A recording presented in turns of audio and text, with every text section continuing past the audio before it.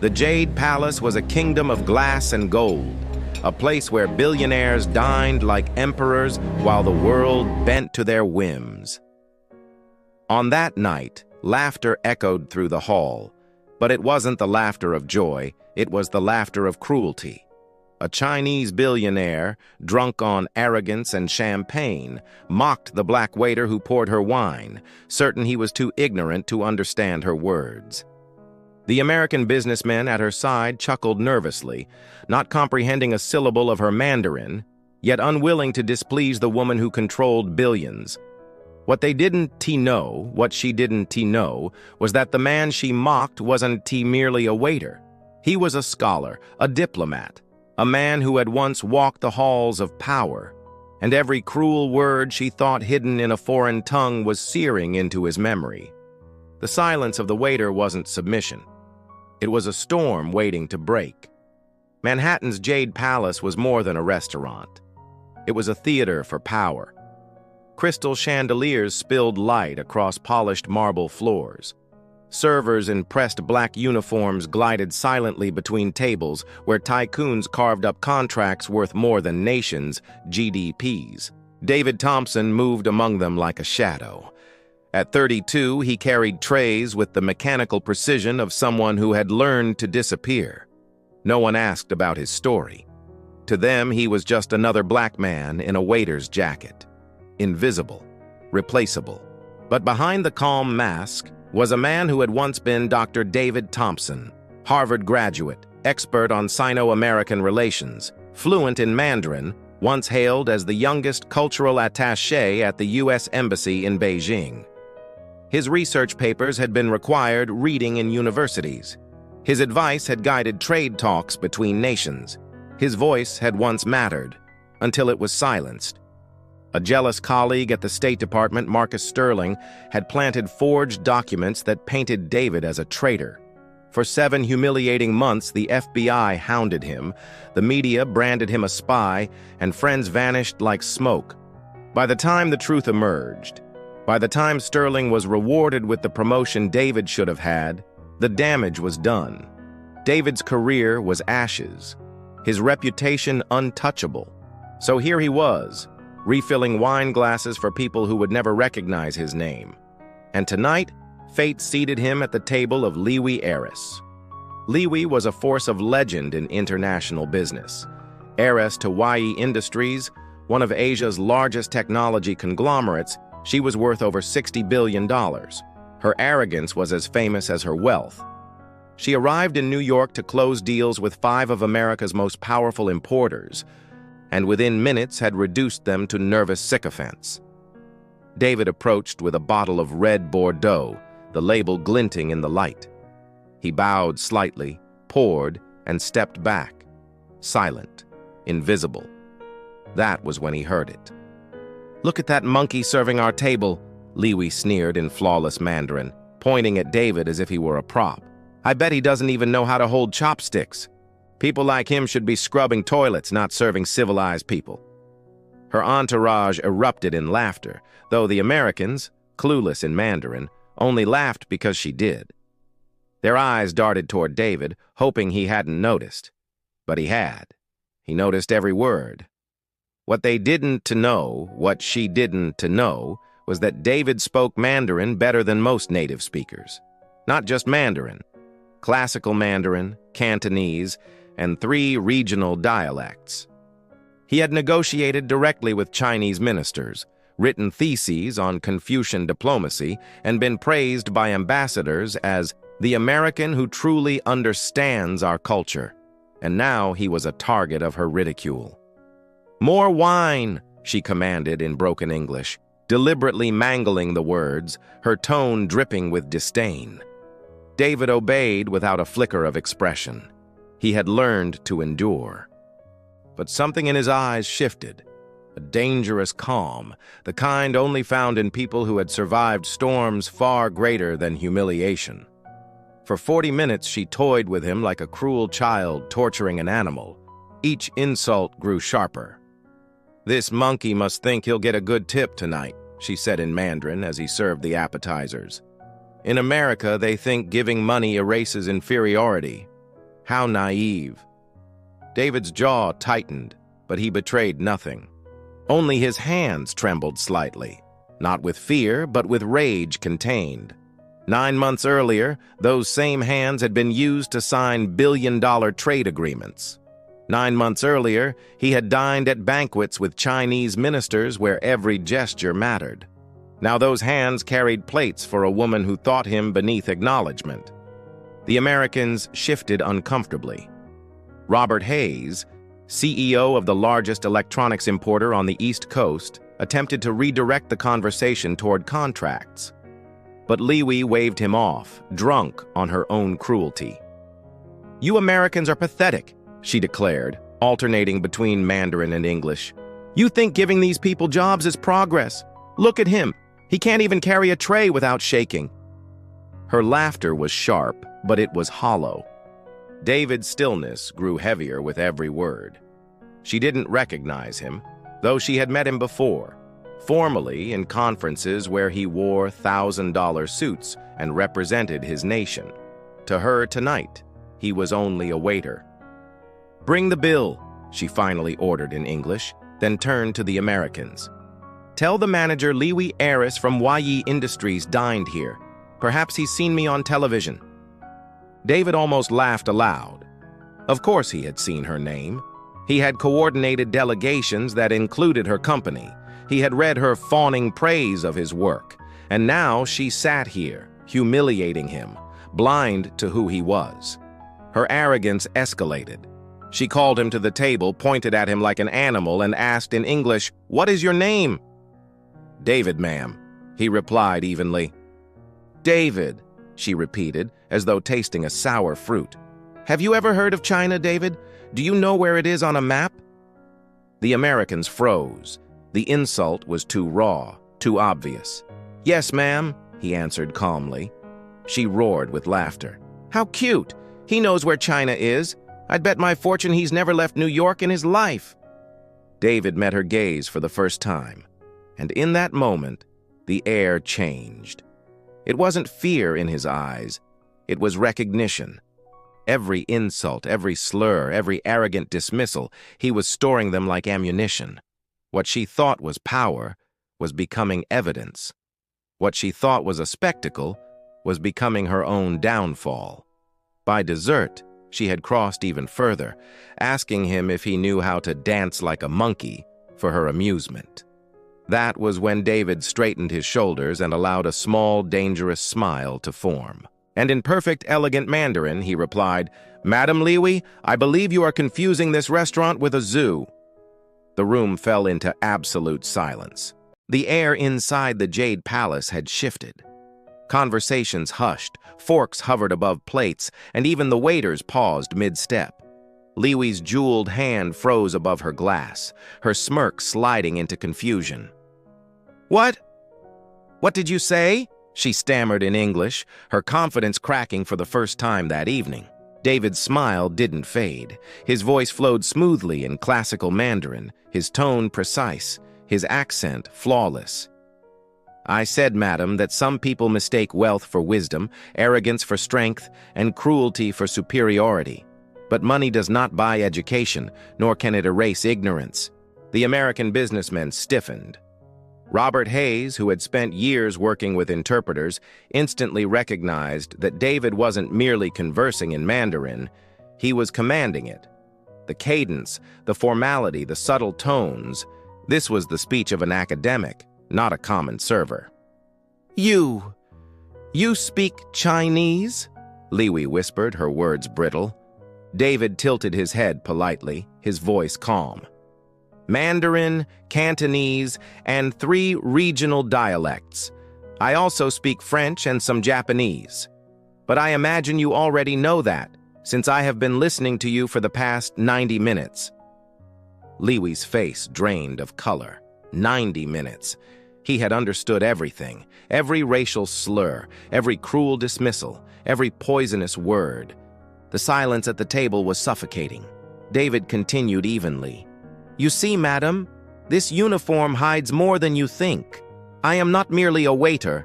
I am Dr. David Thompson, Harvard PhD, former cultural attaché to the U.S. Embassy in Beijing. For 5 years, I coordinated delegations between our nations. I authored 17 academic papers on Sino-American diplomacy. In fact, he paused, his eyes steady on hers. Your company, Leewi Industries, directly benefited from agreements I negotiated. Robert Hayes nearly knocked over his chair. My God, he muttered, recognition dawning. You're David Thompson. I've read your thesis on Chinese investment. You disappeared last year. Leewi's lips trembled. No, this is impossible. You're just a waiter, David supplied, finishing her sentence with a hint of steel. Yes, life has strange ways of humbling us, but my circumstances do not erase my mind, or my memory, or the fact that I have recorded every word you've spoken tonight. He reached into his jacket pocket and lifted his phone. The screen glowed with a recording, dozens of clips documenting her tirade. But worse for her, the video she had made herself still shone in the feed. Her face, her voice, her smug delight as she narrated her theories of racial hierarchy into her camera. Leewi's eyes widened in horror. You wouldn't dare, she hissed in Mandarin, her voice low. David's gaze was unyielding. Of course I dared.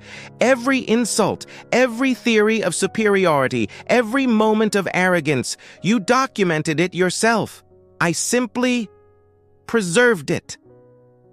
For the first time, the 5 American businessmen at the table looked at David with something more than awkward pity. They looked at him with respect, and at Leewi with disgust. Robert Hayes leaned forward, his voice grim. Leewi, do you have any idea what you've just done? Publicly humiliating an American diplomat, recorded on video? This isn't just offensive, it's a diplomatic scandal. She shook her head furiously, panic breaking through her veneer of arrogance. No, I didn't know who he was. I thought he was a black waiter, David interrupted softly, as though that justified your cruelty. Tell me, madam, does human dignity depend on a degree, on a title, or is it inherent, regardless of circumstance? The question struck like a blade. The businessmen looked away, ashamed, while the silence of the restaurant deepened. David's phone buzzed in his palm. He glanced down briefly. A message from Dr. James Chun, his former mentor.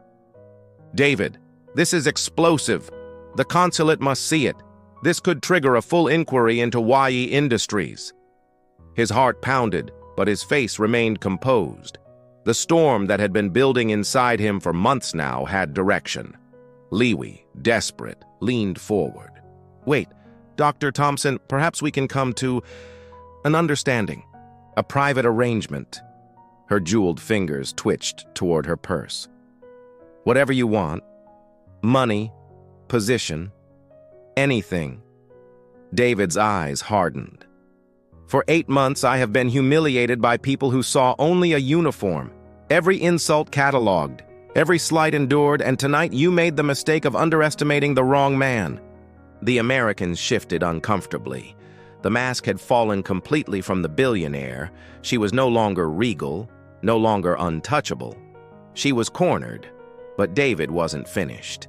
He leaned closer, his voice quiet but devastating. Do you know what China does to citizens who embarrass the nation abroad? Do you know what happens when corruption investigations overlap with public disgrace? You've handed your enemies ammunition wrapped with a bow. And the cost? He paused, letting her squirm. Will be far greater than any sum you could offer me tonight. Her face was ashen. Her arrogance had collapsed into pure fear.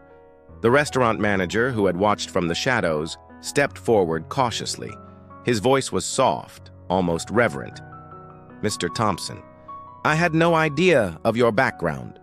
Please accept my apologies on behalf of this establishment. From tonight forward, our policy will be very different. David nodded, though his gaze never left Leewi. Thank you, but this isn't about me.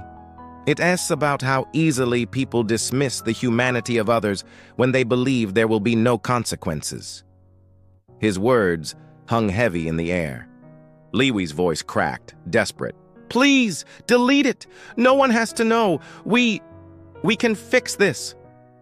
David slipped his phone back into his jacket pocket with calm finality. It's too late for that. And for the first time that night, he straightened, not as a waiter, but as a man who had once stood at the center of nations' negotiations. His quiet dignity was sharper than any weapon. The storm had broken. But the reckoning had only just begun. The Jade Palace had never been so quiet. Not even the clink of porcelain dared disturb the air. The once smug billionaire now sat trembling, her emerald necklace gleaming under the lights like a chain she could not remove. David stood tall, his presence transformed. He was no longer the silent servant. He was the storm she had summoned. Leewi's voice broke the silence, fragile and frantic. "You can't release that recording. Do you understand? If this goes public, if Beijing sees it, I'll lose everything. My contracts, my companies, my freedom." David's gaze was unwavering. "You're right. You will lose everything. Because power without humility collapses under its own weight. Tonight, your arrogance has built your own gallows." Her hands shook as she reached for her wine glass, but her grip failed. The crystal tipped, spilling red across the pristine tablecloth, a stain that spread like the ruin of her empire. Robert Hayes finally spoke, his voice cold. "Leewi, we cannot align with you after this. YE Industries will be blacklisted from our networks. No American firm will partner with a woman who humiliates U.S. officials on camera." The other businessmen nodded grimly. One by one, their eyes turned from her to David. The shift was complete. Respect had been rebalanced. Leewi's mask cracked further. "You don't understand," she pleaded. "I built this empire. You built it on fear and intimidation," David cut in, his tone measured but sharp. "But fear is a currency that devalues quickly when the truth comes to light." He drew his phone once more and tapped the screen. Instantly, the speakers of the Jade Palace filled with her voice, her own mocking words from earlier that night. "Look at him, serving tables. Proof that superiority is in the blood, not the brain." Gasps erupted across the restaurant. Diners turned in their seats, their faces twisting with disgust. Cameras rose, phones recorded.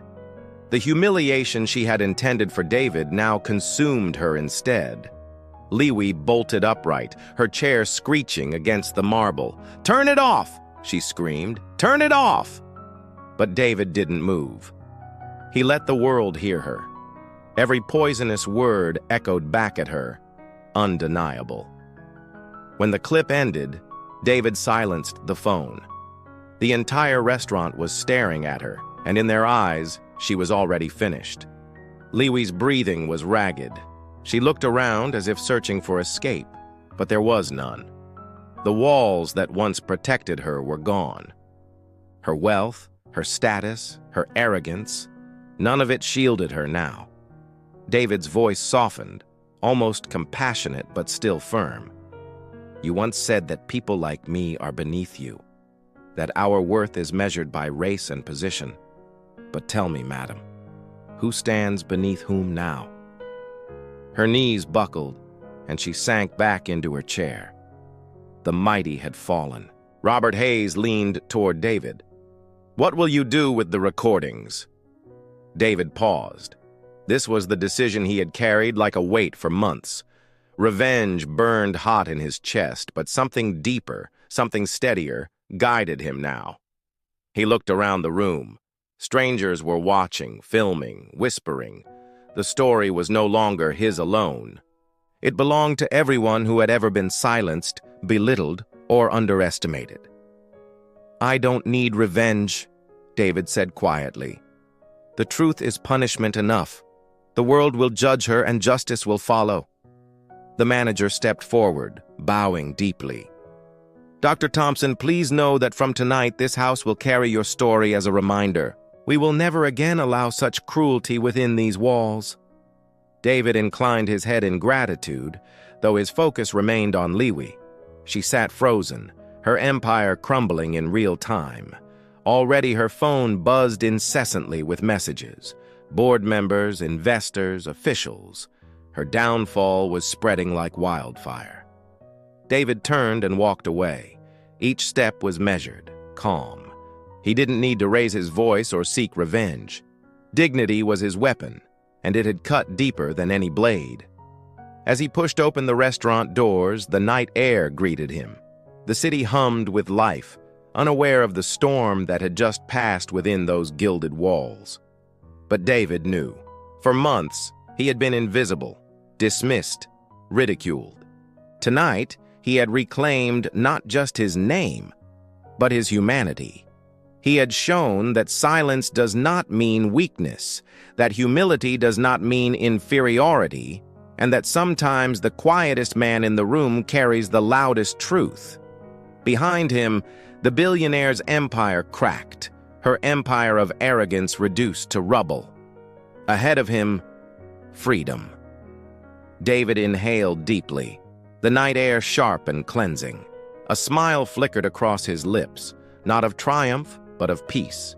For at last, the waiter had risen, and the world would never look at him the same again. David's story is not only about betrayal and humiliation, but about dignity reclaimed. It reminds us that the people we underestimate often hold more power than we imagine, and that arrogance, no matter how vast, eventually destroys itself.